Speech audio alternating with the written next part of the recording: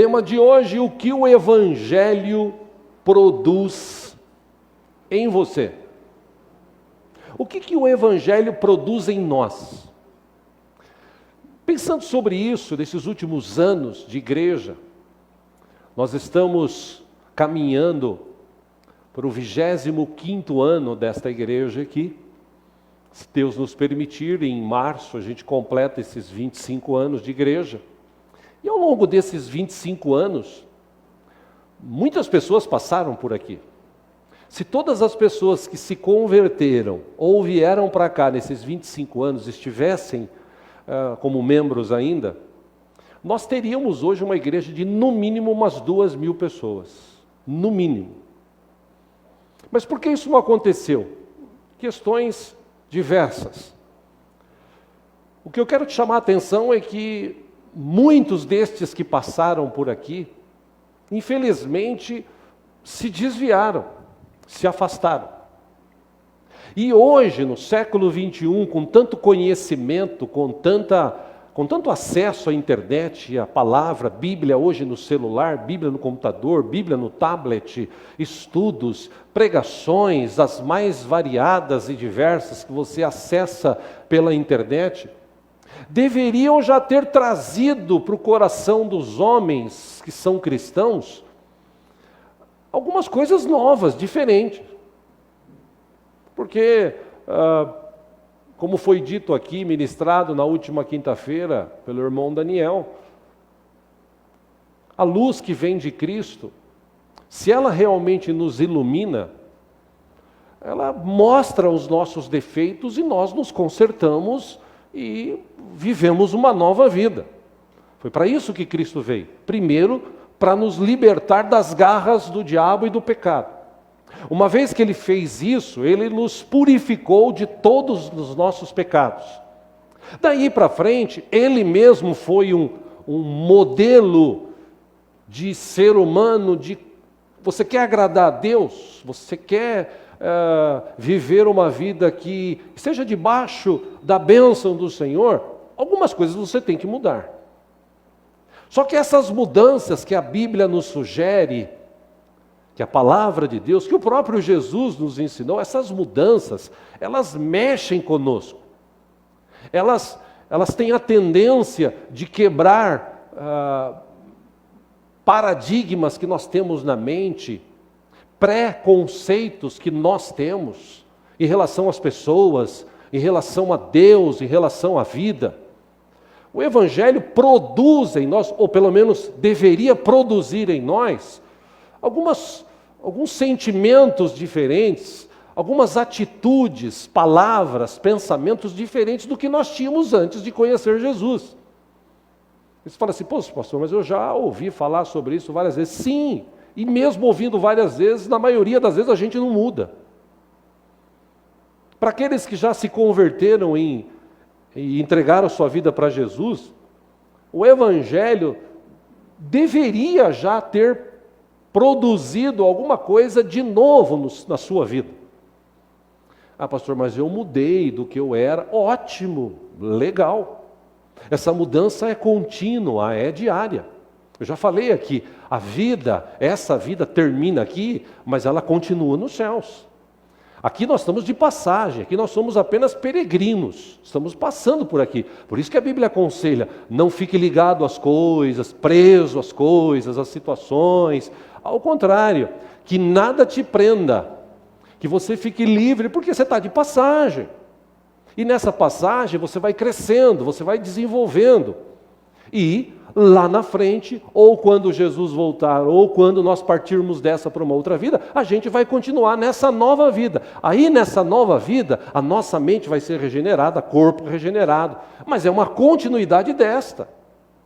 Senão, a Bíblia seria mentirosa. Não tem esse negócio da pessoa, por exemplo, eu recebi Jesus como Senhor e Salvador, eu fui batizado, agora eu sou crente, como muitos dizem, eu vou para a igreja, mas continua mentindo, continua roubando, continua se prostituindo, pegando as menininhas, os menininhos, falando palavrão e tal.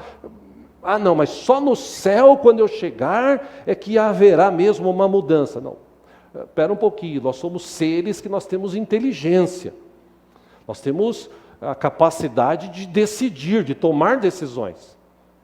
Por isso que Jesus nos ensinou, e a Bíblia está cheia, está variada de textos que nos remetem a entender que a necessidade do Evangelho, a palavra Evangelho é boas novas, do Evangelho produzir algumas coisas diferentes em nós, novas.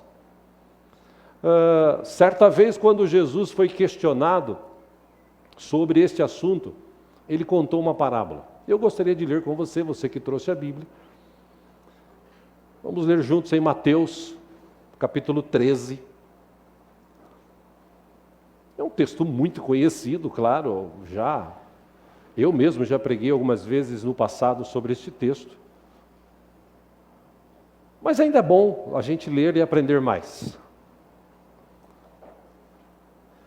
E eu já disse aqui, repito, eu poderia pregar, ou gerundiando, estar pregando sobre prosperidade, sobre cura, sobre vida melhor, e você sairia daqui pulando, alegre, mas prosperidade, cura, vida melhor vem quando nós tomamos uma atitude, quando nós decidimos mudar as nossas vidas. E não é fácil, porque nós somos humanos. Já tem um protótipo de humanidade dentro de nós que é difícil arrancar. O próprio apóstolo Paulo falou, miserável homem que sou, porque o que eu quero fazer eu não faço e o que eu não quero eu acabo fazendo. Então, quando Jesus foi questionado acerca deste assunto, Mateus capítulo 13, versículo 1, a gente usa aqui na igreja já há muitos anos a versão NVI, que é a nova versão internacional, uma tradução mais abrasileirada da Bíblia, que diz assim, versículo 1 de Mateus 13. Naquele mesmo dia, Jesus saiu de casa e se assentou-se à beira-mar. Versículo 2, reuniu-se ao seu redor uma multidão tão grande, que por isso ele entrou num barco e assentou-se. Ao povo reunido na praia, 3, Jesus falou muitas coisas por parábolas, dizendo: o semeador saiu a semear. Versículo 4, enquanto lançava a semente, parte dela caiu à beira do caminho e as aves vieram e a comeram. Versículo 5, parte dela caiu em terreno pedregoso, onde não havia muita terra. E logo brotou porque a terra não era profunda. Versículo 6, mas quando saiu o sol, as plantas se queimaram e secaram, porque não tinha raiz. Versículo 7, outra parte caiu entre espinhos que cresceram e sufocaram as plantas. 8, outra ainda caiu em boa terra, deu boa colheita a 100, 60 e 30 por um. Versículo 9, Jesus encerra, falando para aquela multidão, dizendo: aquele que tem ouvidos para ouvir, ouça. É uma expressão até interessante, né? Todo mundo tem ouvido. Todo mundo deveria ouvir, exceto os surdos. Mas é interessante essa expressão, porque tem muita gente que entra por um ouvido e sai pelo outro. Versículo 10. Os discípulos aproximaram-se dele e perguntaram: por que falas ao povo por parábolas? 11, ele respondeu: a vocês foi dado o conhecimento dos mistérios do reino dos céus, mas a eles não. Versículo 12, a quem tem será dado, e este terá em grande quantidade. De quem não tem, até o que tem lhe será tirado. Por essa razão, eu lhes falo por parábolas. Por quê? Jesus explica: porque vendo, eles não veem, e ouvindo, não ouvem, nem entendem. Versículo 14, neles se cumprem a profecia de Isaías. Isaías tinha profetizado 500, quase 600 anos antes. Ainda que estejam sempre ouvindo, vocês nunca entenderão. Ainda que estejam sempre vendo, jamais perceberão. Por quê? Jesus explica: pois o coração deste povo se tornou insensível. Isaías também falou isso para o povo da época. De má vontade ouviram com os seus ouvidos e fecharam os seus olhos. Se não fosse assim, poderiam ver com os olhos, ouvir com os ouvidos, entender com o coração e converter-se. e eu os curaria. Versículo 16, mas felizes são os olhos de vocês, porque veem, e os ouvidos de vocês, porque ouvem. 17, pois eu lhes digo a verdade. Muitos profetas e justos desejaram ver o que vocês estão vendo, mas não viram, e ouvir o que vocês estão ouvindo, mas não ouviram. Portanto, ouçam o significado da parábola do semeador. 19, quando alguém ouve a mensagem do reino e não a entende, o maligno vem e lhe arranca o que foi semeado em seu coração. Este é o que foi semeado à beira do caminho. Versículo 20, quanto ao que foi semeado em terreno pedregoso, este é aquele que ouve a palavra e logo a recebe com alegria. 21, todavia, visto que não tem raiz em si mesmo, permanece pouco tempo. E quando surge alguma tribulação ou perseguição por causa da palavra, logo a abandona. Versículo 22, quanto ao que foi semeado entre os espinhos, este é aquele que ouve a palavra, mas a preocupação desta vida e o engano das riquezas a sufocam, tornando-a infrutífera. Por último, 23, e finalmente, o que foi semeado em boa terra. Este que recebeu essa semente é aquele que ouve a palavra e a entende, e dá uma colheita de 100, 60 e 30 por um. Só até aí. Algo nesse texto aqui está claro, cristalino. Jesus disse aqui, quando alguém ouve a mensagem do reino. A mensagem, a palavra, o evangelho, as boas novas, elas são pregadas em todos os cultos. Só que tem gente que ouve, e o próprio Jesus disse para os outros exemplos, quando alguém ouve a mensagem do reino e não a entende, ele ouve, mas ele não entende. Ele não acha que é com ele. Ele vai à igreja para resolver os seus problemas financeiros. Por isso que tem igreja especializada hoje para resolver problemas financeiros. Você vai lá, você faz sacrifícios e tal. Ele não quer ouvir sobre mudança de vida. Ele não quer ouvir sobre propósitos de Deus. Ele não quer ouvir sobre viver uma vida decente, saudável. Ele quer ouvir algo que fale que ele vai ser rico. E aí, esses especializados falam, ó, se você fizer esse sacrifício, se você fizer aquilo. Por exemplo, teve igrejas que no passado falou, olha, você quer ficar rico? Dá o teu apartamento, dá a tua casa, dá o teu carro. E as pessoas acabam dando porque elas querem ficar ricas, elas querem resolver os seus problemas num passe de mágica. E eu já disse aqui, às vezes Deus é tão maravilhoso e misericordioso que Ele faz, mas isso não é uma regra, isso é uma exceção. Você quer ter uma vida financeira abençoada? Seja dizimista, seja ofertante, gaste dentro do salário que você ganha por mês, não gaste acima disso. Você vai ter uma vida sempre abençoada. Guarde dinheiro. Pastor, mas é difícil. Não é, irmão. Guarda R$10, guarda R$20, guarda R$50. Eu já falei aqui. No banco, os bancos aí oferecem, você gasta R$20 por mês, 4 anos depois, se você esquecer, vai debitando na tua conta, 4 anos depois, você tem pelo menos uns R$1.500, R$1.600, no mínimo, que é um dinheiro que você nem contava, vai surgir e vai te ajudar. Enfim, eu não vou falar sobre finanças hoje. Mas quando a gente entende, que é o que Jesus está falando aqui, a mensagem do reino, o evangelho produz algumas coisas em nós. Produz algumas mudanças, quebra alguns paradigmas, alguns conceitos que nós temos, eles são deixados de lado, alguns pré-conceitos que nós também temos, a gente esquece. Por quê? Porque a mensagem do Evangelho, a semente do Evangelho, ela é lançada e quando existe uma boa terra, Jesus falou, a gente gera frutos. E pelo menos 5 questões relacionadas à nossa vida, eu gostaria de nos aprofundar nesta manhã, em nome do Senhor Jesus. Amém? Primeira questão, o Evangelho do Reino de Deus produz em nós, em todos os cristãos que se converteram, uma vida de paz. Só quem tem a semente do Evangelho no coração vive em paz. Como é que eu vou viver em paz em meio ao caos? Eu posso viver em paz em meio ao caos. Existe o caos, existe a pandemia, existe a crise, Mas eu creio que o meu Deus tem todo o poder nos céus e na terra, está acima do caos, da crise, sentado num reino de glória e cuidando da minha vida. Então, eu vou viver uma vida de paz.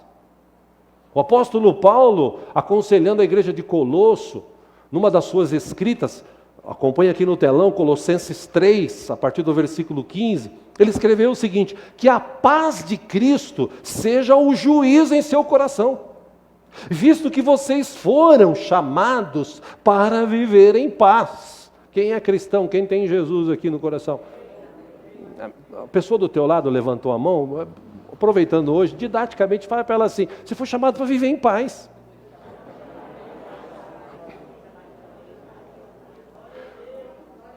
Olha, irmão, se desse tempo de você conversar 2, 3 minutos com a pessoa que está do seu lado, alguns diriam assim: é que você não sabe o que eu estou passando. Você não sabe a dificuldade que eu estou passando. Se você soubesse, é difícil viver em paz. Não. Por maior que seja o problema, por pior que seja a dificuldade que você esteja passando, você e eu temos um Deus que trouxe uma palavra do seu reino de bênção para as nossas vidas, dizendo o seguinte: vocês foram chamados para viver em paz como membros de um só corpo. E ele ainda diz, Paulo, e sejam agradecidos. Habite, versículo 16, ricamente em vocês a palavra de Cristo.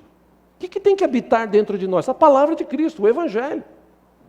Ensinem, aconselhem-se uns aos outros com toda a sabedoria. Cantem salmos, hinos e cânticos espirituais com gratidão a Deus em seu coração. Pastor, mas eu devo cantar? Eu canto já no domingo. Hoje a gente cantou 4, 5 músicas, nós cantamos hoje, é domingo. Amanhã você tem que cantar mais umas 6, 7. Terça-feira mais umas 8. Quarta-feira umas 6. Quinta-feira mais umas 10. Eu não sei tanta música assim, eu sei que você não sabe. Muda de rádio, muda de música, você vai aprender.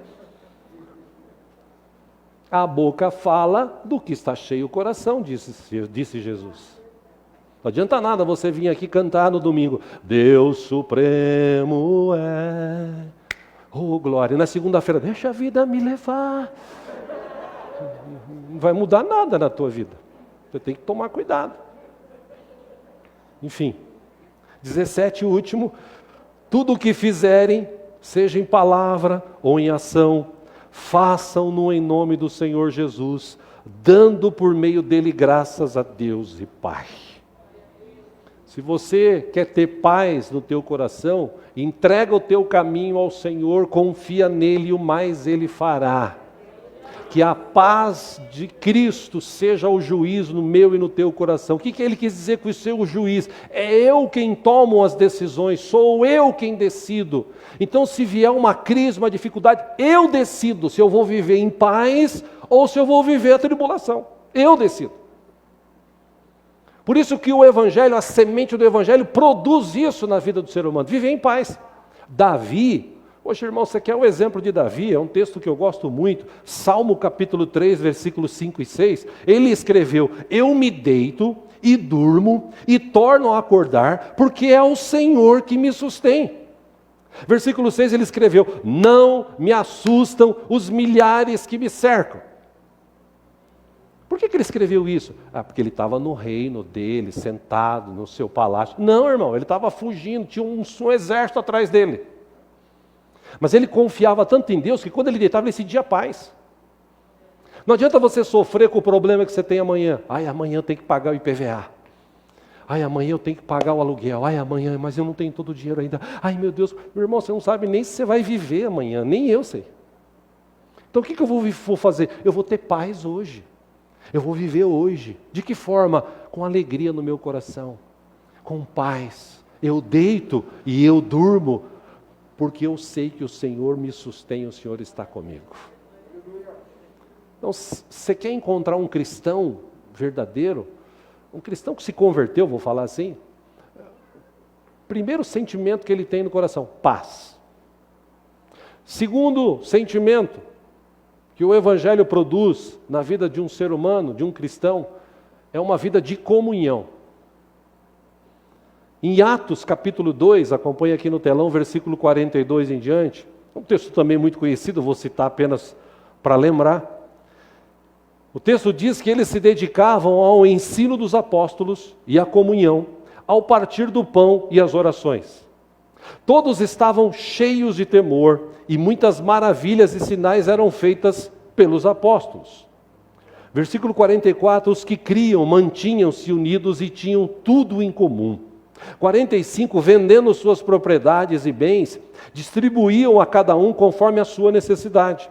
46, todos os dias continuavam a reunir-se no pátio do templo, partiam o pão em suas casas e juntos participavam das refeições, com muita alegria e sinceridade de coração. 47, de que forma? Louvando a Deus e tendo a simpatia de todo o povo.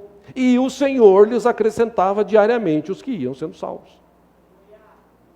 Sabe por quê? Porque muita gente não se converteu ainda, não mostra a sua conversão, que ele não sabe viver em comunhão. Ele não sabe viver em comunhão. Eu já falei aqui, irmãos, a vida do cristão, ela não é fácil. Nós somos imperfeitos. Aqui nesse auditório, todos nós temos pecados, temos erros. Cada um tem um jeito de ser, de viver, de falar. Mas eu sou assim, eu falo mesmo, eu solto a língua. Azar o seu, você vai acabar depois se arrependendo pelas bobagens que você fala. O que o Evangelho produz em nós? Comunhão. Que tipo de comunhão? Até minha fala muda. O meu jeito de falar. Comunhão, a palavra koinonia do grego, comunhão, é participação, companheirismo, ter algo em comum, compartilhar e ter conceitos semelhantes. A semente do Evangelho, ela produz comunhão. Está o texto aqui de Atos 2. Atos 2 está falando que os irmãos tinham tudo em comum, eles se reuniam, eles partiam o pão, eles oravam juntos, eles se dedicavam na doutrina dos apóstolos, tudo que era ensinado através da palavra de Deus, eles faziam, eles praticavam e eles viviam em comunhão. E o que aconteceu com isso? A igreja enchia, a igreja crescia. Na verdade, alguns irmãos ainda não entenderam aquele texto dos Salmos, acho que Salmo 133. Ó, quão bom e quão suave que os irmãos vivam em união. Tem alguns que interpretaram direito. Ó, quão bom e quão suave que os irmãos vivem em união. União. Uma vez eu falei com uma pastora, um casal de pastores, né? A gente deu tanta risada juntos, porque ela falou assim, tem gente que vem na igreja só para atrapalhar, né, pastor? Eu falei, a Bíblia fala que tem o joio, né? Ela falou, não, mas a pessoa chega e ela fala assim, eu vim aqui para trabalhar. Eu falei, você veio para trabalhar? Eu vim para trabalhar. Poxa, que bom que você veio para trabalhar aqui. O meu maior desejo é atrapalhar. Poxa, que bom, vamos orar então que você possa trabalhar na igreja. É que o pastor não entende, né? A pessoa fala, trabalhar. Você veio trabalhar? Sim, eu vim trabalhar. Eu custei para entender, eu falei, agora eu entendi. Porque tem gente que fala que em vez de trabalhar, ele veio para atrapalhar. E tem muita gente, algumas coisas, irmãos, que acontecem ainda na igreja, que me incomodam. Eu não me conformo que a semente do Evangelho, lançada no coração, plantada no coração, já deveria ter trazido pensamentos e atitudes diferentes. Eu entendo que cada um tem um jeito de ser, eu entendo que cada um, aonde dói, ele vai discutir, né? Por exemplo, pega igual antigamente, né? Antigamente, o aluno chegava em casa e falava assim, pai, a professora puxou minha orelha. O quê? Vamos lá. Aí chegava na escola, e aí, professora, por que você puxou a orelha? Porque ele foi desobediente, terrorista. Quebrou isso, fez aquilo, xingou. Chegava em casa e ainda, pá! Isso é para você aprender. Hoje não, chega na escola, por que você puxou a orelha do meu filho? É porque ele fez isso. Você não tem o direito de puxar a orelha do meu filho. Eu já vi professor apanhando. Por quê? Porque os valores estão se invertendo hoje.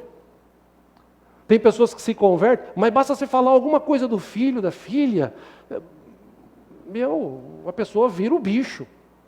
A gente tem que tomar cuidado, por quê? Porque nós vivemos em comunhão. Eu fico imaginando Moisés. Moisés é um cara que, sinceramente, quando eu chegar no céu, se tiver a oportunidade, eu quero abraçá-lo. A Bíblia diz que era o homem mais manso. Porque não foi fácil você passar anos e anos com gente na tua orelha. Moisés, o cara pegou leite da minha vaca. Moisés, roubaram uma galinha. Moisés, olha, esse aqui está olhando para minha mulher. Moisés, esse aqui puxou a orelha do meu filho.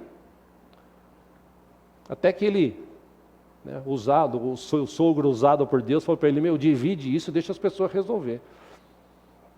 Porque não é fácil lidar com pessoas. Não é fácil lidar com pessoas. Não é fácil.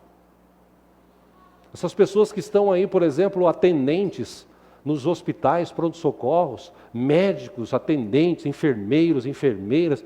Os caras estão por aqui, ó. Tem uma irmã aqui da igreja que eu falei com ela ontem, ela falou, pastor, eu não estou indo na igreja porque eu trabalho no hospital. Eu vejo todo dia gente morrendo de Covid e morrendo de outras coisas. Eu, inclusive, estou controlando o corpo de um, de outro, despacho. Eu trabalhei nessa semana 26 horas. Não é fácil. E ainda você tem que ouvir desaforo. A pessoa chega lá e fala um monte de palavrão, porque quer ser atendido. Todo mundo quer ser atendido. Calma. Trazendo para o nosso lado de cristão, o Evangelho tem que gerar em nós essa comunhão. Eu estou na igreja, eu estou sentado do lado do meu irmão, eu vou orar por ele. Eu vou ajudá-lo. Eu quero ser uma bênção. A gente canta aqui, eu quero ser uma bênção para você. Aí depois só canta, chega ali fora, para na esquina e fica falando mal. Gente, tem algumas coisas que precisa acabar na igreja. Não é só na nossa aqui não, tá? Porque se fosse só na nossa já tinha acabado. A maioria das igrejas são assim. Agora, uma coisa é certa. A semente do Evangelho, quando ela encontra uma terra boa, ela gera em nós comunhão. O que é comunhão? É ter algo em comum. Eu posso até não gostar muito daquele irmão, daquela irmã, mas eu tenho comunhão porque Deus me amou do jeito que amou a ela, me amou a mim. Do jeito que amou a ele, me amou. Então eu quero também usar esse amor de Deus para amar as pessoas, para ter comunhão com as pessoas. Vou deixar as diferenças de lado e ter comunhão. Amém, irmãos? Terceiro, o Evangelho, a semente do Evangelho, segundo a palavra e segundo Jesus, produz em nós uma vida de fé. Hebreus 11:6 diz, sem fé é impossível agradar a Deus. Sem fé é impossível agradar a Deus. Por quê? Porque a Bíblia diz, quem dele se aproxima precisa crer que ele existe e que recompensa aqueles que o buscam. Precisa crer que ele existe. Você crê que Deus existe? Isso é um ato de fé. Eu não vejo Deus, mas eu sei que ele está aqui com a gente. O conceito de fé, interessante, no Antigo Testamento, surge da raiz da palavra do hebraico, fé no hebraico, traduzindo para o português, quer dizer confiança digna, lealdade, fidelidade, entrega confiante, esperança em Deus quanto ao presente e ao futuro.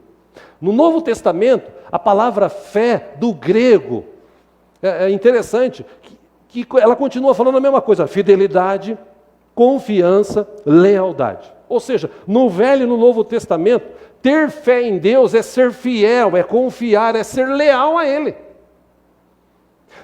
A semente do Evangelho produz em nós essa lealdade para com Deus. Por isso que Paulo ensinou muito sobre isso. Por isso que Jesus ensinou muito sobre isso. Paulo disse, eu posso fazer o que eu quero. Eu posso fazer o que eu quero. Mas, porque eu sou fiel a Deus, nem tudo me convém. Eu posso xingar, lógico que eu posso.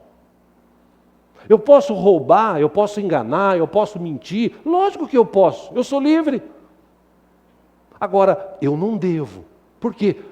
Porque a minha lealdade para com o meu Deus, que trouxe salvação, perdão, vai me dar uma vida eterna, anda comigo todo dia, toda hora. Poxa, eu sou tão leal a Deus, que eu não vou me cair nessas ciladas, eu vou decidir o que é melhor para mim. Quando você tem fé, você confia. A palavra fé, a raiz da palavra fé, inclusive no grego, está relacionada com fidelidade. Fidelidade. Por isso que Paulo, nesse texto, o escritor de Hebreus, que alguns atribuem ao apóstolo Paulo, diz que sem fé é impossível agradar a Deus. Porque se você tem fé, você acredita nele, você confia nele, e você sabe que ele vai te abençoar e te recompensar. Você crê. De que forma? Em meio a tudo que eu estou vivendo hoje, ainda assim eu creio que Deus está no alto, sentado no seu trono de glória, com todo o poder nas suas mãos, controla o universo, e Ele está controlando a minha vida, Ele está me ajudando, Ele me livra, Ele me guarda. O que eu estou fazendo? Eu estou praticando o que a semente do Evangelho produziu na minha vida. Então eu tenho uma vida de fé, eu tenho uma vida, uma vida de comunhão, e eu tenho uma vida de paz. A semente do Evangelho produz isso na minha vida. Quarto ponto, a semente do Evangelho produz também uma vida de alegria. Meu irmão, crente não nasceu, não foi chamado, não nasceu de novo para viver triste. Se fosse para viver triste, a gente não teria sido chamado por Deus. O problema é que o conceito de alegria para muitos é só quando você tem dinheiro no bolso. Tem dinheiro no bolso? Oh, glória! Como é que eu vou gastar? Você tem saúde? Graças a Deus! Você tem uma boa casa, um bom carro, um bom trabalho, uma família abençoada, tal. Puxa, sou feliz. Eu sou feliz. Esse conceito de felicidade, ele é passageiro, porque o dinheiro acaba. A saúde nossa hoje em dia, ela é muito instável. O mundo que nós vivemos hoje, ele é muito instável. Alguns anos atrás, 10 anos atrás, a pessoa que tinha uma casa nos Estados Unidos que valia 5 milhões de dólares, em menos de 6 meses essa casa passou a valer 1 milhão. Quem tinha uma casa de 1 milhão, em menos de 6 meses passou a valer 200 mil dólares, 100 mil dólares. Por quê? Porque houve um boom na economia. Sabe o que aconteceu? Teve gente que tirou a própria vida, porque a alegria dele estava naquilo. E a alegria estado de espírito. Hoje, eu posso ser feliz hoje. Se você acessar o meu WhatsApp, você vai ver, já está há anos, Salmo 118, 24. Este é o dia que o Senhor fez. Então, nos alegremos e nos regozijemos nele hoje. Eu tenho que ser feliz hoje, eu tenho que ser alegre hoje. Mas e amanhã? Amanhã pertence a Deus. Jesus falou, deixa o mal de amanhã para amanhã. Viva hoje, dê risada hoje. As pessoas hoje não dão mais risada, todo mundo sisudo, fechado. Esse negócio de máscara aí trouxe algumas coisas para as pessoas. Por exemplo, eu estava devendo para 3 pessoas, passei, eles nem me reconheceram, graças a Deus. Brincadeira, né? O pessoal fala isso. Você conta uma piada hoje, você não sabe se a pessoa está rindo ou está assim. Você só vê os olhos, né? A máscara ajuda bastante hoje, né? Né, irmã Rose? Tá vendo? Mas é tempo da gente se alegrar. É óbvio que a Bíblia diz que tem tempo de chorar, tem tempo de se alegrar, tem tempo de descansar, tem tempo de trabalhar. Mas a semente do Evangelho, ela gera em nós, quando ela encontra uma boa terra, ela gera esse sentimento gostoso de alegria. De viver assim, em meio a todas as circunstâncias, eu estou feliz por quê? Porque Deus continua comigo. Porque se eu morrer hoje, eu vou encontrar com Ele na glória. Ô pastor, mas é difícil viver assim. Sim, não é para qualquer um. Por isso que eu digo que os crentes de hoje não estão preparados. Se você pegar uma das músicas mais célebres, um dos hinos mais célebres, mais cantados no mundo todo, durante os últimos 100 anos, sou feliz com Jesus, meu Senhor. Os mais velhos sabem de que música que eu estou falando aqui. Sou feliz com Jesus, meu Senhor. Já ouviram essa música? Bonita assim, do jeito que eu cantei, inclusive. Brincadeira.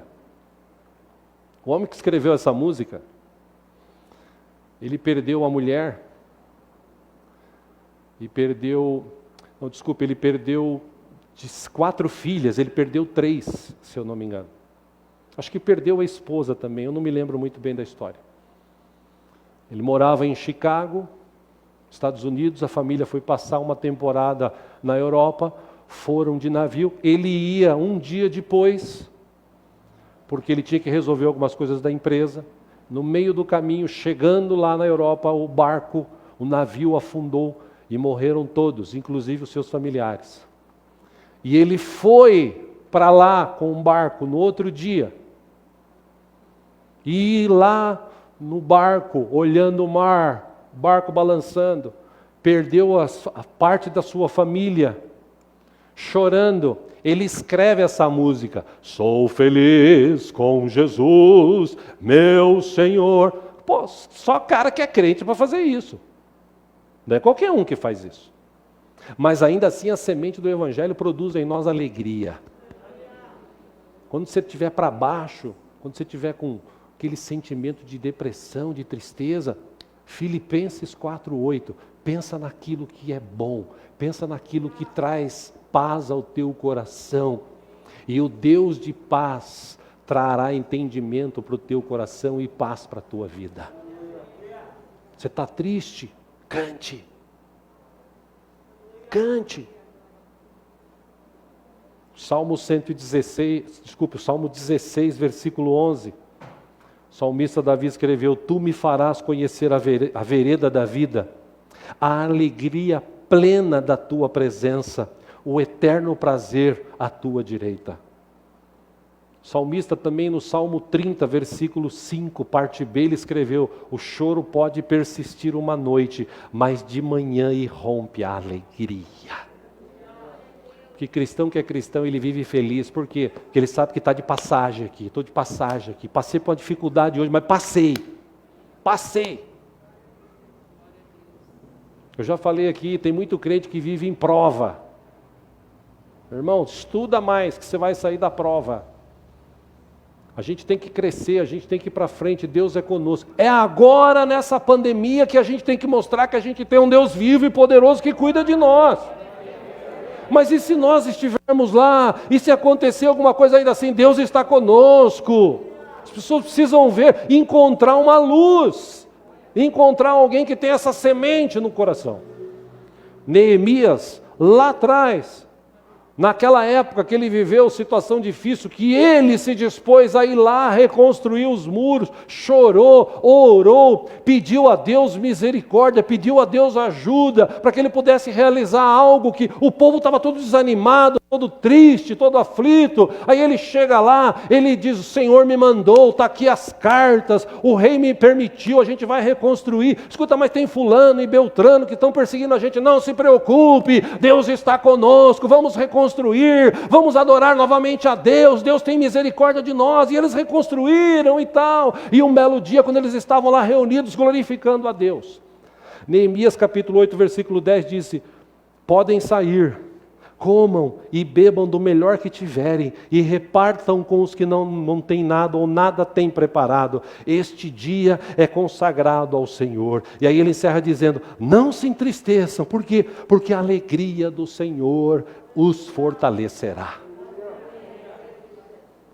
Eu já falei aqui no passado, irmãos, eu não consigo imaginar Deus sentado no seu trono de glória, assim, ó. Ai, ninguém me louva. Coitado dos meus filhos lá na terra, está tudo triste, tudo chateado. Ai meu Deus. Deus falando para ele mesmo, né? Desculpa, Senhor, me perdoa, tá? De vez em quando eu viajo aqui. Eu não acredito nisso. Eu acredito que Deus está sentado no seu trono de glória e tem milhares de milhões de anjos e arcanjos passando e dizendo: santo, santo, santo é o Senhor dos exércitos. A sua glória enche o templo. Nosso Deus é grande, o nosso Deus é tremendo. Eu fico imaginando Deus transbordando aquela alegria, transbordando aquela paz. E isso enchendo o coração dos anjos, arcanjos, querubins, serafins, e sendo derramado para esta terra, a semente do Evangelho trazendo dos céus para nós a alegria do Senhor, porque a alegria do Senhor é a nossa força, é isso que nos fortalece. Então, irmãos, a gente precisa se alegrar mais. Poxa, a gente começou um ano, está difícil. Ainda assim eu vou me alegrar, porque eu sei que Deus está conosco. Por último, O Evangelho produz uma vida de amor. Eu falei aqui de muitos que saíram no passado. Não vou julgar ninguém aqui, mas muitos desses, infelizmente, saíram porque não tinham tanto amor no coração como deveriam ter. Meu irmão, quem lê Bíblia sabe. 1 João 4, 7, 8 diz: amados, amemo-nos uns aos outros, porque o amor é de Deus, e qualquer que ama é nascido de Deus e conhece a Deus. Aquele que não ama não conhece a Deus, porque Deus é amor. Então o Evangelho, uma das características que ele produz em nós é o amor. A gente passa a amar. Ah, pastor, mas eu vou virar aquele crente tonto que todo mundo engana. Estou nem aí. Como diria meu pai, maior é aquele que está em nós do que esse que está no mundo. Ele citava o texto bíblico. Ele ainda dizia também assim: mais tem Deus para dar do que o diabo para roubar. O diabo pode vir por um caminho, o seu inimigo pode vir por um caminho. Ele vai fugir por 7. Por quê? Porque quando você tem amor no teu coração, isso transborda, isso alcança. As pessoas falam assim: poxa, essa pessoa tem algo de diferente. O que é andar em amor? Paulo, escrevendo aos Coríntios, a igreja de Corinto, ele diz, 1 Coríntios 13, 4, o amor é paciente, o amor é bondoso, o amor não inveja, não se vangloria, não se orgulha, não maltrata, não procura seus interesses, não se ira facilmente, não guarda rancor. O amor não se alegra com a injustiça, mas se alegra com a verdade. Tudo sofre, tudo crê, tudo espera, tudo suporta. Por quê? Porque tem amor. Ah, mas eu não sou que nem os crentes de antigamente, eu não sou que nem Deus, porque Deus ama incondicionalmente. Sim, nós não somos, nós somos finitos, nós somos humanos. Essa vida aqui nessa terra vai acabar. Mas é tão gostoso permitir que a semente do Evangelho produza em nós esse sentimento de amor. Não o amor humano, o amor que acaba, o amor de homem para mulher, o amor de amigos, de familiares, não, o amor de Deus. Esse, segundo a Bíblia, é o único que vai perdurar pela eternidade. Esse amor com que Cristo nos amou. O Evangelho já deveria ter produzido essa semente dentro de nós. Essa semente, na verdade, já deveria ter gerado dentro de nós esse amor. Esse amor sem limites. Esse amor que respeita. Esse amor que fala a verdade. Esse amor que traz comunhão. Esse amor que leva a gente a um amar o outro, a viver preocupado com o outro, orando pelo outro. Esse amor que cria esses laços de amizade, de relacionamentos. Esse é o amor de Deus, esse é o amor que vai perdurar. E olha, meus irmãos, está difícil você encontrar esse amor hoje. Porque o mundo hoje jaz no maligno. Mas, se tem alguém que ama a Deus, se tem alguém que se converteu, esse amor está brotando dentro do coração. Meus irmãos, eu vou citar aqui novamente a questão do ano passado. Ano passado, por que a gente conseguiu passar o ano? Por causa do amor. Deus levantou pessoas para contribuir nessa igreja. Foi o amor. E sem amor as pessoas não contribuem. Aqui a gente não faz troca. A gente não vive prometendo. Aqui a gente ensina a Bíblia. Se você praticar a Bíblia, é impossível Deus não abençoar a tua vida financeira. E isso é uma prática de muitos irmãos aqui que por amor contribuem e vão além de dízimos e ofertas. Como a gente fez o pedido para o carro do pastor Bob, como a gente esse carro do pastor Bob é o 4º carro que a gente está comprando e pagando. Isso só através do amor. O amor que faz você pegar um pouco do teu arroz e dividir com outros. Pegar lá da tua despensa um saco de arroz, de feijão e trazer aqui para abençoar a gente que não tem. Só o amor faz isso. Não é porque a igreja é bonita, o pastor é lindo e tal, não é por isso. É porque Deus está aqui. E você deve amar a Deus. Por isso, irmãos, este sentimento de amor, se a gente deixar esta semente do Evangelho, e eu encerro falando sobre isso, brotar mesmo dentro de nós, encontrar uma boa terra, a gente vai dar frutos. Ah, mas eu só dou 30. Ah, mas eu só dou 60. Não, aquele dá 100. Não importa a quantidade, importa que dá fruto. Nós somos chamados para dar frutos, para frutificar. E as pessoas só vão encontrar Jesus em nós quando nós realmente tivermos Jesus dentro de nós. E como eu disse, não adianta nada na igreja no domingo a gente parecer santo diante de Deus e dos irmãos, principalmente, né? Mas Deus sabe de tudo, Deus enxerga tudo, Deus está em todos os lugares, Ele ouve tudo, Ele sabe de tudo. A Bíblia diz que antes da palavra chegar na nossa boca, Ele sabe o que nós vamos falar. Só mudando as atitudes em nós é que as pessoas vão começar a ver, poxa, realmente mudou. Pô, esse cara aqui falava, xingava e tal, agora não, tá calmo, tá. Pô, aquela mulher ali, tremenda linguaruda, a língua dela ia daqui na porta e voltava. Você viu como é que está agora? Quando abre a boca, só abençoa, glória a Deus. Poxa, eu quero ir nessa igreja, eu quero conhecer esse Jesus, eu quero ter relacionamento com esse Deus. Aí sim eu estou vendo mudança. Só assim, meus irmãos, no dia de hoje, as pessoas vão ser alcançadas. Elas precisam encontrar Jesus em nós. Amém? Cantar sobre Jesus é fácil. Tocar para Jesus é fácil. Trabalhar para Jesus é fácil. Agora, mostrar Jesus diariamente nas nossas vidas, só assim as pessoas vão realmente entender o que é ser servo de um Deus vivo. E a boa notícia é que essa semente, acho que todos aqui são cristãos, né? Amém? Essa semente já foi lançada em nós. Sim? Você está aqui porque alguém te pregou a palavra. Não deixe essa palavra sufocar no teu coração. Jesus deu o exemplo lá. Tem uma semente que é lançada e aí vem o sol, vem a quentura e queima e ela morre.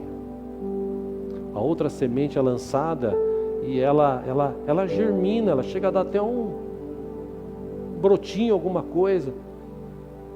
Mas aí as preocupações da vida sufocam e matam. Tem aquela semente também que leva as pessoas a buscar dinheiro, riqueza, e essa semente também não germina. Mas Jesus diz que tem uma semente que quando encontra uma terra boa, e a minha oração, meus irmãos, por mim e por você nesse ano está sendo assim: Deus, desperta o povo, que a tua palavra possa encontrar uma semente, uma terra boa, que ela possa germinar e gerar frutos através de frutos em nome de Jesus. Amém? Quer isso para a tua vida? Vamos orar mais uma vez? Vamos ficar em pé?